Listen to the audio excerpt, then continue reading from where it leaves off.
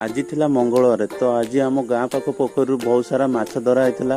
ବଡ଼ ଚୁଙ୍ଗୁଡ଼ି ସହ ରୋହି ଭାକୁର ମଧ୍ୟ ବହୁତ ସାରା ଧରା ହେଇଥିଲା। ଜୟ ଜଗନ୍ନାଥ ସାଙ୍ଗମାନେ, ଆଜି ଆମେ ଭୋରୁ ଉଠିକି ଆସି ଯାଇଥିଲୁ ଗାଡ଼ିଆ କୂଳକୁ।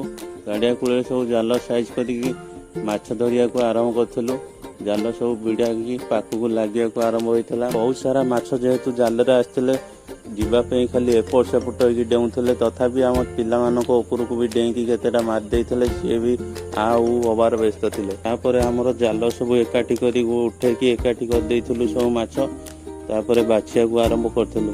ଗୋଟେ ପଟେ ଆମର ବଡ଼ ଚୁଙ୍ଗୁଡ଼ି ରଖିଥିଲୁ, ଆଉ ଗୋଟେ ସାଇଡ଼ରେ ରଖିଥିଲୁ ବଡ଼ ବଡ଼ ରୋହି ଭାକୁର ସବୁ ବାଛିକି।